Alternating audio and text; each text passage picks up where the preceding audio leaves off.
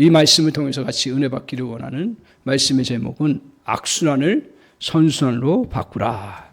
악순환을 선순환으로 바꾸라. 저와 여러분의 삶 가운데서 악순환적인 것들이 있다면 이번 예배를 통해서 또 선순환으로 바꾸는 그러한 귀한 은혜의 역사가 있기를 바랍니다.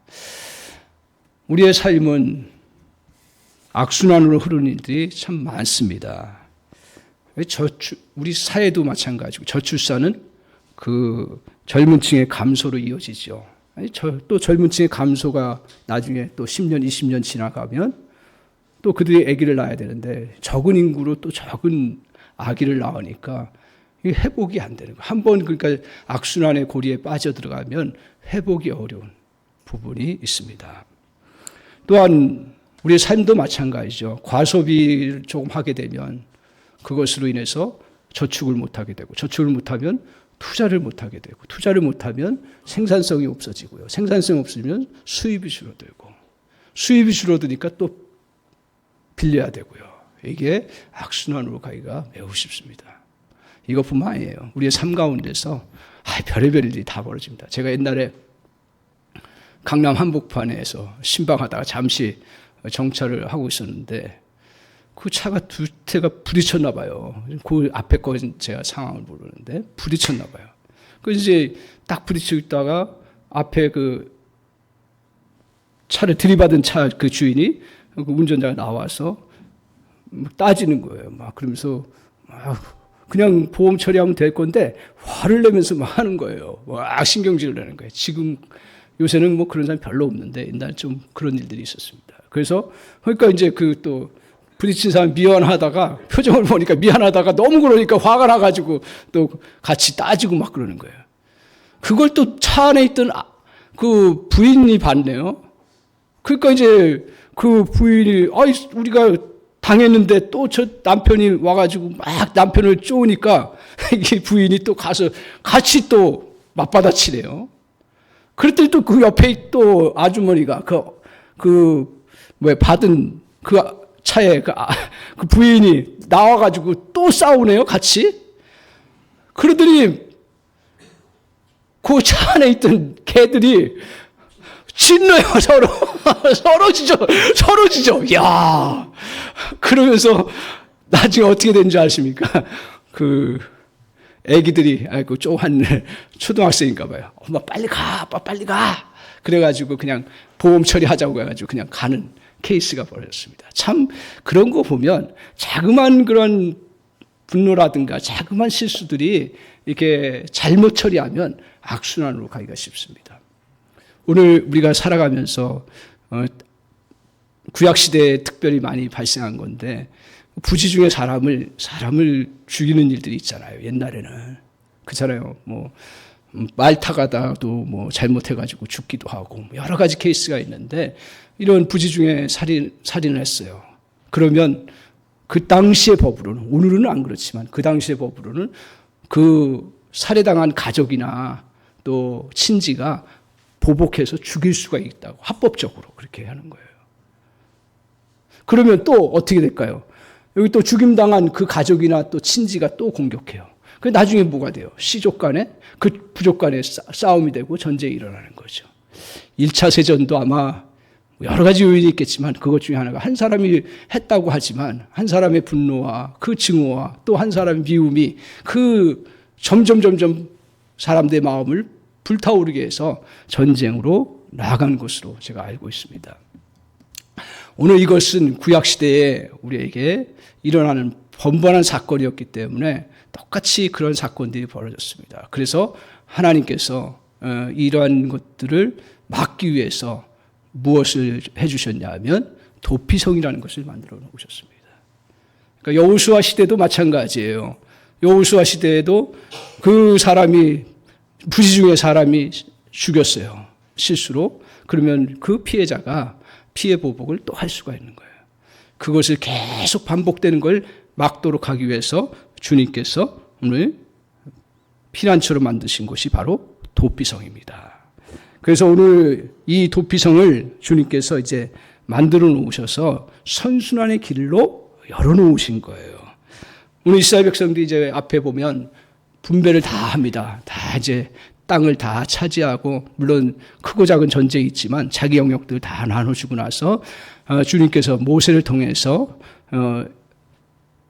모세에게 말씀하신 거고, 여호수아가 그 다음에 성을 짓는데 도피성을 6개를 짓습니다. 6개를. 우리 이스라엘 영토 간단해요. 그 갈릴리 위에 호수 바다가 쭉 내려와서 요단강을 이루고 거기에 사해가 있습니다. 밑에. 그럼 그걸 중심으로 해서 동쪽과 서쪽으로 이렇게 나눕니다. 동쪽에 3군데, 서쪽에 3군데. 그래서 7절부터 보면 그 성들이 나옵니다. 그래서 보면 갈릴리, 게데스, 세겜, 또 헤브론 이렇게 이제 서편 쪽에, 동편 쪽이죠.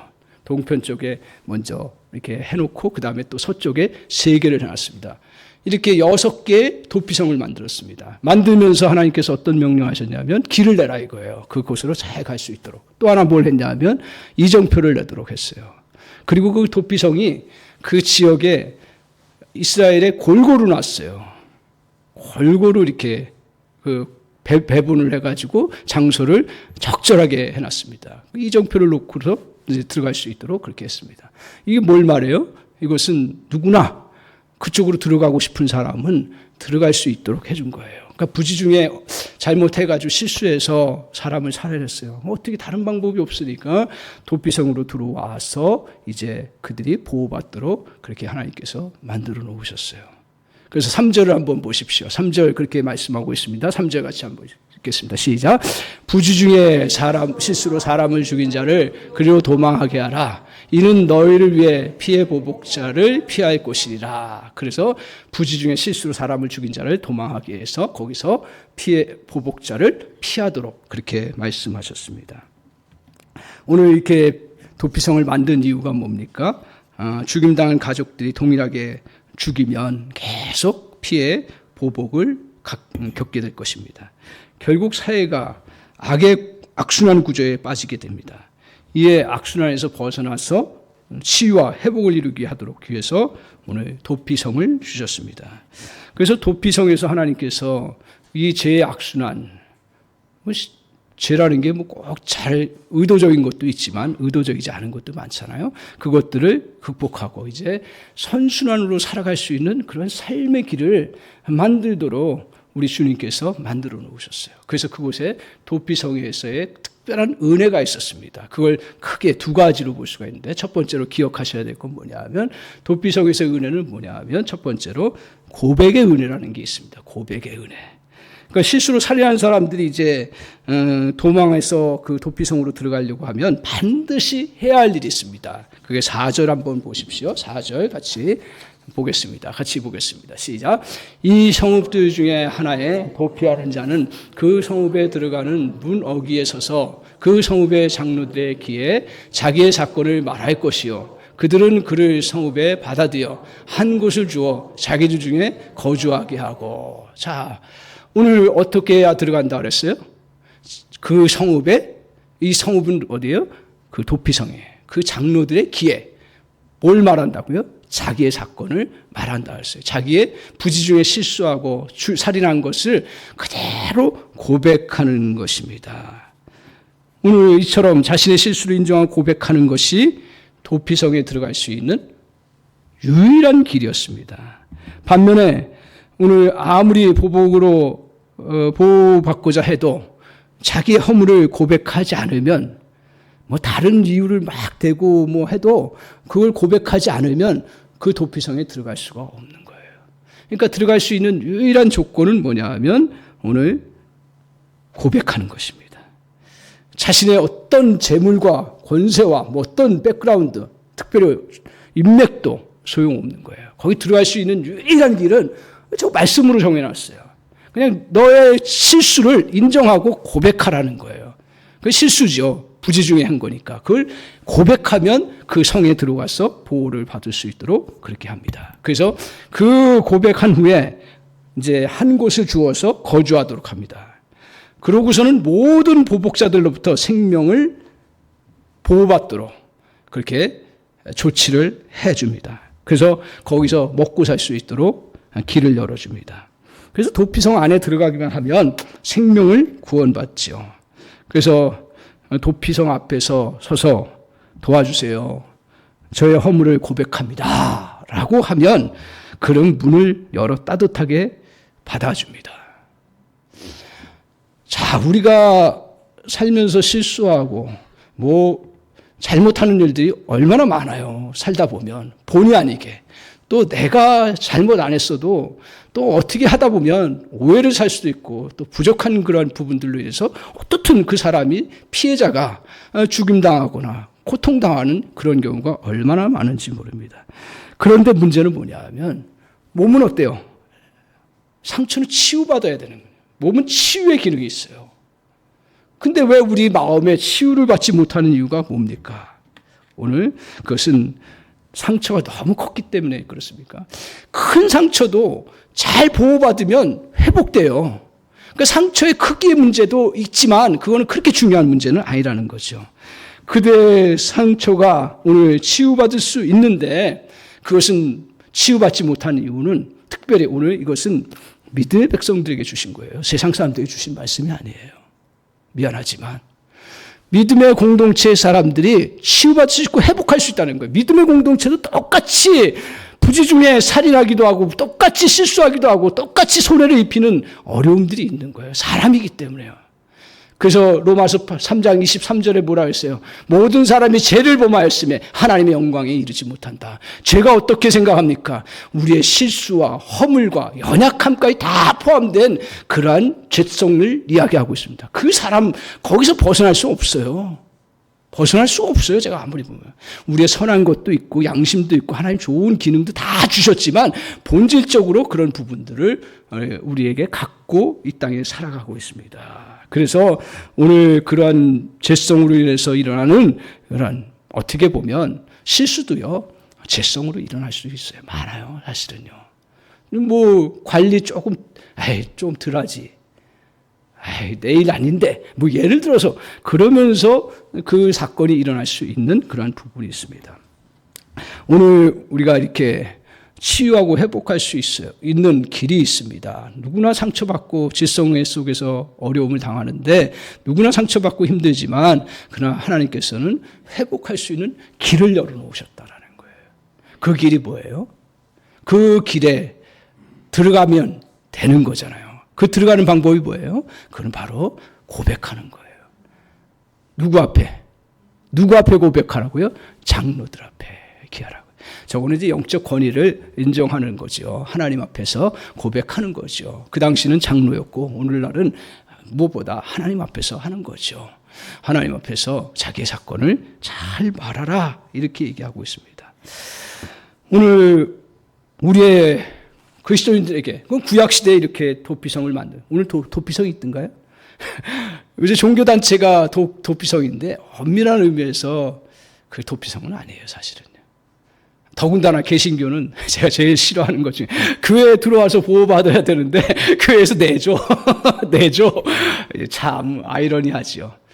그거를 우리가 본질로 삼으면 개신교는 너무 형편없는데 우리는 말씀으로 우리가 잘 중심을 잡아야죠. 그런 면도 있어야겠지만 교회가 그러면 좋죠. 근데 그게 본질은 아니라는 거죠. 본질은 뭐예요? 오늘 우리의 도피성의 본질적인 도피성은 뭡니까? 그건 바로 예수 그리스도의 십자가라는 거예요. 우리는 그곳에서 주의 죽으심을 통해서 도피성을 주님께서 만들어 놓으신 거예요. 그래서 주님께서 모든 죄를, 허물을 다 나한테 가지고 오라고 하셨잖아요. 수고하고 무거운 짐자다 다 내게로 오라. 내가 너희를 어떻게 하겠다고요? 쉬게 하겠다고. 죄가 있으면 쉬지를 못해요. 실수가 있고 그 잘못이 있으면 쉬지를 못해요. 오라고 주님께서 말씀하셨어요. 그 이유가 뭐예요? 주님이 십자가에 우리를 위해서 모든 죄를 대신해서 죽으셨기 때문에 그렇습니다. 오늘 우리는 십자가의 은총을 얻은 자예요. 믿습니까? 우리는 십자가의 은총을 얻었어요. 그러면 우리는 십자가의 은총을 누리는 자가 되어야 되는 것이 바로 신앙생활 하는 자인 줄 믿습니다. 그래서 진정한 도피성이신 예수님께 나아가 고백하고 주님 앞에 나아가면 되는 것입니다. 그래서 우리가 늘 주일마다 고백하는 것처럼 요한일서 1장 9절에서 10절에 만일 우리가 우리 죄를 자백하면 저를 미쁘시고 의로우사 우리 죄를 사하시며 모든 불의에서 우리를 깨끗게 하실 것이요. 우리는 매주 이 고백을 합니다. 이 고백은 예배하면서 절대로 빠뜨리지 않고 싶은 고백이에요. 물론 우리의 본질적인 죄를 다 사해 주셨고 십자가로 인해서 구원의 놀라운 은총을 얻었지만 늘 살아가면서 우리의 발에 흙먼지가 묻듯이 우리의 실수가 있고 연약함이 있고 고통이 있고 아픔이 있고 그것들을 다 어떻게 하라고요? 주님 앞에 고백하라고요. 그러면 주님께서 받아주신다고 이야기하고 있습니다. 오늘 그림자인 도피성은 과실로 인해서 실수로 제한을 하지만 신앙의 도피성은 모든 죄에 대해서 믿음으로 고백하면 생명을 받습니다. 이게 달라진 거예요. 그러니까 구약의 도피성은 어떤 물리적 공간과 어떤 한정적인 그런 부분이지만 오늘 신약에서의 도피성은 주님께서 휘장을 찢으셔서 열어놓으신 은혜의 길은 뭐냐면 모든 사람과 모든 실수와 모든 허물들을 다 받아주신다라는 거예요. 믿습니까? 오늘 우리에게는 그런 놀라운 신학의 그 도피성의 은혜를 받은 자입니다. 오늘 우리에게 도피성인 십자가로 달려가십시오. 그리고 그 앞에 저와 여러분이 고백하십시오. 그러면 선순환의 그 삶이 저는 분명히 믿기는 그 선순환의 시작이 이루어진다고 믿습니다. 오늘 우리가 살다 보면 저도 그렇고요. 실수를 하거나 자랑스럽지 못한 일을 할 때도 있습니다. 이때 많은 그리스도인들이 도피성 앞으로 나아가는 대신에 고발자의 목소리에 귀를 기울입니다. 그동안 저지른 실수, 성질을 이기지 못하고 짜증낸 일, 자신의 잘못을 남에게 잘못으로 큰 손해를 끼친 일, 여러분 있어요? 없어요? 없어요? 예, 감사하고요. 크고 작은 것들이 아마 있을 거라고 생각합니다. 오늘 그 밖에 여러 가지 단점을 끊임없이 거론하는 그 목소리에 사로잡혀서 우리의 그 악순환에 끊는 도피성으로 들어가지 못합니다. 우리 이때에 이렇게 고백해야 돼요. 그래, 내 실수가 맞아. 그래, 내 잘못이 많아.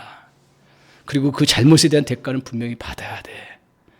뼈를 깎는 마음으로 다시는 실수 안 하겠다고 하고 각오하는 거예요. 그렇지만 거기에 머물러 있으면 안 된다라는 거예요. 복음이 그게 복음이에요. 그러니까 우리가 잘못 복음을 누구나 그냥 고백도 제대로 안 하고 그냥 주님 앞에 가면 다 용서받는다고 하니까 이거 어중이 떠중이 고백도 안 하고 와가지고 주님 앞에 나왔다고 용서받았는데 왜 다른 사람은 용서 안 해주냐고 하면서 막 그냥 이상한 논리를 펼치는 경우가 얼마나 많은지 모릅니다. 오늘 우리는 주님이 갈보리 십자가에서 우리의 저지른 데에 대한 값을 이미 치러 놓으셨음을 믿고 만들어 놓으신 도피성 안으로 들어가는 것입니다. 우리 앞에 항상 두 개의 음성이 크게 보면 두 개의 음성이 저와 여러분을 항상 따라다닙니다. 하나는 고발자의 목소리예요. 특별히 실패나 연약함 속에서의 고발자의 목소리가 우리에게 들려옵니다. 또한 한 목소리가 있습니다. 이건 잘 안 들릴 때가 많아요. 하나님의 음성입니다. 도피성으로 들어보라는 하나님의 음성은 잘 안 들려요. 미안하지만. 그리고 듣지 못하게 해요. 왜냐하면 양심이 있으니까요. 너 사람을 죽였는데, 너 그렇게 실수를 했는데, 너 들어가면 안 돼. 너는 용서받지 못한 사람이야. 그냥 여기서 그 실수 때문에 괴로워하면서 고민하면서 그 속죄하면서 살아야 돼. 속죄하면서 사는 거 맞는 이야기지만 거기에 머물도록 하는 거예요. 또 주변 사람은 안 그래요. 주변 사람은 너 거기에 계속 머물러야 돼. 계속 그래요. 교회가 제일 심해요. 미안한 얘기지만. 제일 심해요. 우리 교회는 아니고요. 우리 교회는 아니고요. 정말 교회가 심해요. 제가 교회 욕하는 법이 있습니까? 한 번도 욕을 안 해요. 그렇지만 복음적이지 않은 것은 분명히 우리가 알아야 되는 거예요. 여러분 어떻습니까? 못 들어가게 막아요. 그 피해 보복당한 사람도 아닌데 그 주변 사람들이 가지 말라고 막아요. 도피성으로. 그러나 들어가야 되는 거예요. 들어가야 되는 거예요. 거기 들어갈 수 있도록 우리 교인들은 같이 협력해서 힘을 합해서 기도해주고 같이 격려해주고 서로 도와주고 거기에 머물라고 그렇게 해줘야 되는 것이 복음의 본질이에요. 복음의 본질. 그 은혜가 있기를 바랍니다. 오늘 고발자의 목소리 음성은 너는 실수하는 것이 있으니 거기 머물러 있어라. 너는 용서받을 자격이 없어. 이 말을 계속 곱씹으며 죄책감에 짓눌린 채 신음하며 살아가시. 하지만 하나님은 우리가 낙심한 채로 언제까지 짓눌린 것과 수치와 죄의식과 자격지심 또 분노와 억울함 속에 빠져 살기를 원치 않으신다라는 거예요. 제가 발견한 복음은 그렇습니다. 우리 한사랑교회 복음, 아니 강서사랑교회 복음은 이 부분입니다. 부지 중에 실수한 사람은 철저하게 그 부분에 대해서 우리 성도, 우리 자신은 정말 주님 앞에서 나의 대가 다 받을 각오하고 실수 다 그것을 내가 온몸으로 받을 각오하지만 그러나 도피성으로 가야 됩니다. 그걸 상처를 치유하는 길은요, 여기 도피성 밖에서는 이루어질 수가 없어요. 이루어질 수가 없습니다. 오늘 우리 주님께서 그 결단을 가지고 우리 하나님께서 우리에게 받아주시는 거 꼭 기억하십시오. 우리 주님에게는 능력이 있습니다. 그 받아줄 능력이 있는 거예요. 저와 여러분은 없어요. 없어요. 절대로 없어요. 미안한 얘기지만. 어떤 누구도 없어요. 미안한 얘기지만. 그러나 주님은 받아줄 능력이 계십니다. 그분은 자백만 하면 기꺼이 받아주실 분이십니다. 사랑하는 성도 여러분. 절대로 고발자의 소리에 그걸 고발자가 뭘 가지고 고발합니까? 양심을 가지고 고발을 해요. 고발자가 뭘 가지고 고발합니까? 법을 가지고 고발해요. 고발자가 뭘 가지고 고발합니까? 너의 큰 실수와 허물을 보게 함으로 머무르게 해요. 다 객관적으로 맞는 얘기예요. 그러나 여러분과 저는 어디에 온 사람들이에요? 복음에 온 사람들이에요. 왜 복음으로 왔으면 복음으로 가야죠. 오늘 저와 여러분이 그런 은혜를 누리기를 바랍니다. 크고 작은 실수들 그걸 잘 반성하셔요. 그리고 살피세요. 이렇게 제가 잘 살피지를 못하는데 우리 잘 살펴요. 그러고서 그런 작은 것도 혹시 있으면 도피성으로 가져가세요. 작은 거라도 내 안에 조그만 분노가 조금씩 계속 쌓이니까요. 나중에 어떻게 되면 착한 사람이라고 하는 일명 타이틀을 받은 사람, 그런 사람 나중에 어떻게 되는 줄 아세요? 확 폭발해버려요. 그게 우리나라 사람들의 뭐예요? 화병이에요. 화병이에요. 그게 왜 그리스도인들에게도 그게 나타나요? 물론 그럴 수밖에 없는 상황인 거 다 알고 그렇지만 그러나 그게 떠오를 때마다 십자가 앞에 나오고 그게 내게 괴롭힐 때마다 십자가 앞에 가면 주님께서 다 그것을 사해 주시라고 믿습니다. 여러분 그런 믿음을 가지고 잘 분별하세요. 그러니까 내 안에 이런 그 부분들이 상대를 향해서도 마찬가지고 나 자신을 향해서도 늘 고발의 그 소리들이 여러분이 들릴 때마다 십자가 앞으로 가십시오. 그러면 주님께서 들어오게 하시고 치유와 회복 역사, 그래서 선순환의 길로 하나님이 저와 여러분을 인도해 주시는 놀라운 은혜가 있는 줄 믿습니다. 두 번째는 오늘 선순환을 이루는 도피성에는 뭐가 있냐면 보호의 은혜가 있습니다. 6절 보십시오. 그 안에 들어간 사람들은 어떤 은혜를 입냐면, 자, 6절 같이 한번 읽겠습니다. 시작. 그 살인자는 회중 앞에 서서 재판을 받기까지 또는 그 당시 대제사장이 죽기까지 그 성읍에 거주하다가 그 후에 살인자는 그 성읍 곧 자기가 도망하여 나온 자기 성읍 자기 집으로 돌아갈지라 하라 하시라. 두 가지가 있는데 먼저 앞에 거를 살펴보면 그 살인자예요. 부지 중에 살인한 자예요. 부지 중에 실수한 자예요. 그가 회중 앞에 서서 재판을 받기까지 그 성에 완전하게 거하라고 이야기해요. 아무리 피해 보복자가요, 뭐 법적인 걸 가지고 오고 피해 보복자가 어떤 걸 가지고 양심을 가지고 와서 호소를 하든 또 무기를 가져와서 죽이겠다고 달려들든 오늘 그 도피성 안에 있는 사람들은 그 안에 머물러야 되는 거예요. 근데 성경에서도 민수기에서도 보면 이 머물러라고 했는데 자기가 그냥 의도적으로 그냥 나가버리면 어떻게 되는 줄 아세요? 죽임당하도 아무 문제가 안 되는 거예요.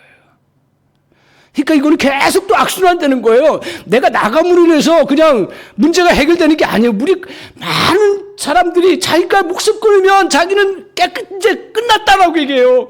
그게 가족들에게 계속 이어져 나가는데 이게 악순환이지 뭘 목숨을 끊는다고 해가지고 악순환이 안 이루어지는 게 아니에요.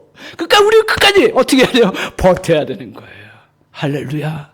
아무리 억울함 당하고 아무리 모욕당하고 아무리 그래도 그 악순환을 끊고자 하는 것은 그 안에 머물러야 되는 거예요. 머물러서 오늘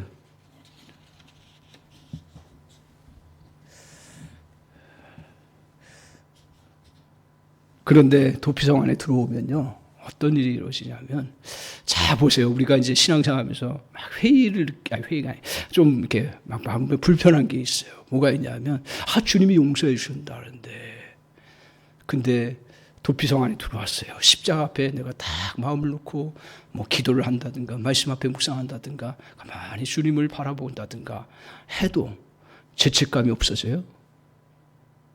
수치심이 없어져요? 분노가 없어져요? 물론 없어질 때가 있어요. 금방 없어질 때가 있어요. 근데 대부분 그게 잘 없어지지 않는다. 여기서 우리가 이제 신앙생활에 착각을 하기 시작하는 거예요. 내가 그렇게 주님 앞에 기도 앞에 나갔는데 그러한 어떤 나의 죄책감과 허물들을 다 용서해 주신다고 했는데 왜 이게 안 없어지지? 안 없어지지 않은 거예요. 제가요 흙을 이렇게 이제 밟고 다니면서 뭐 걷기도 하시잖아요. 흙을 보면서 특별히 이제 깊은 곳을 가면서 놀라운 신비한 힘을 제가 느낄 수가 있어요. 다 느끼실 거예요. 뭐예요? 흙은요 나뭇가지 그대로 떨어지면 그대로 놔둬요. 그리고 나뭇잎이라든가 썩은 시체라든가 심지어는 오물들 다 그냥 싸놓으면 그대로 있어요. 물론 무생물체이기 때문에 그대로 있겠지만 근데 그 속에서 진리를 발견하게 되는 거예요. 뭐냐 하면 그 흙에 들어가는 것들은 당장 없어져요? 안 없어져요. 근데 희한한 건 뭐냐면 그 흙에 그냥 놔두면 어느새 자기도 모르는 사이에 없어져 버리는 거예요. 그걸 보면서 십자가의 은혜가 이거 아니까.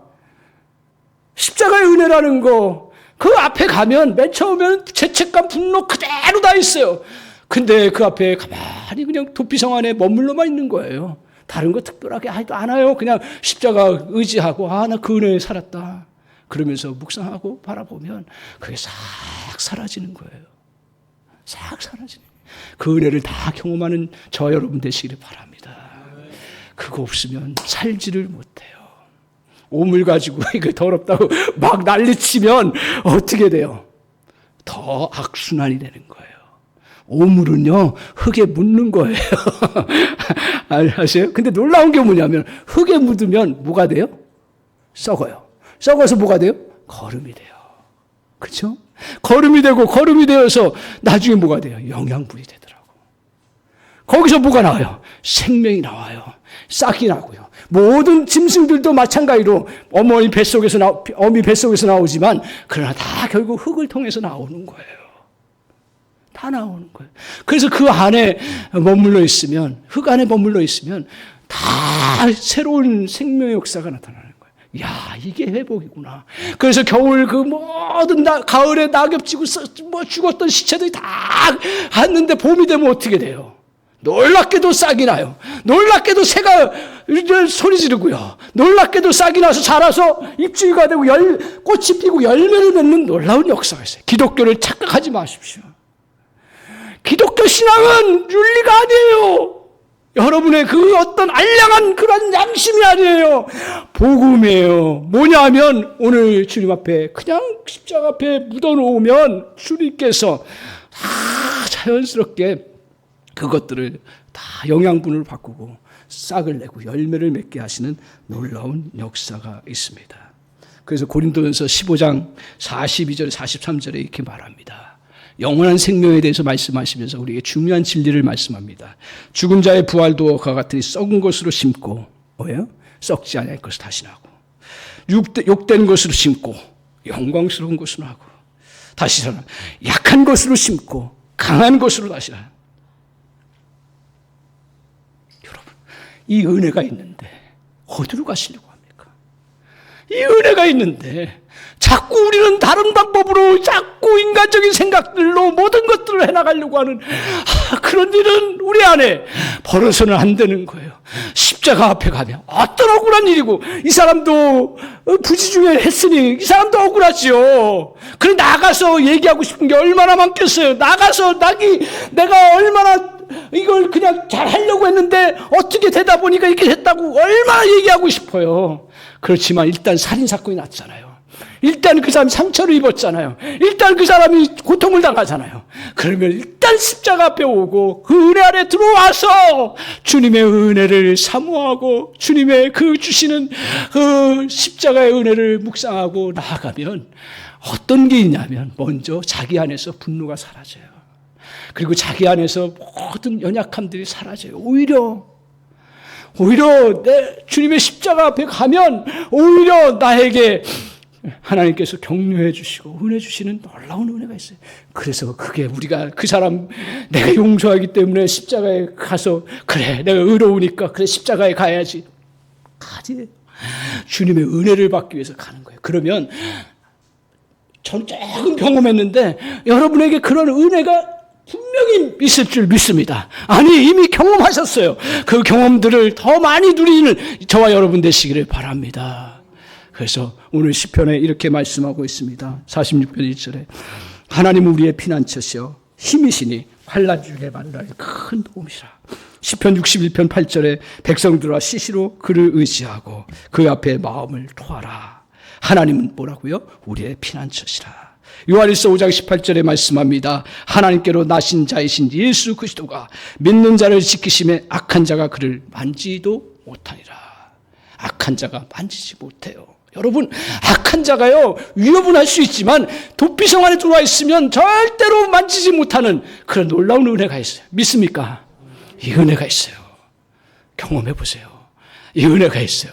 저도 조금 경험했기 때문에 더 많이 경험하기를 원하고 더 은혜 누리기를 원합니다.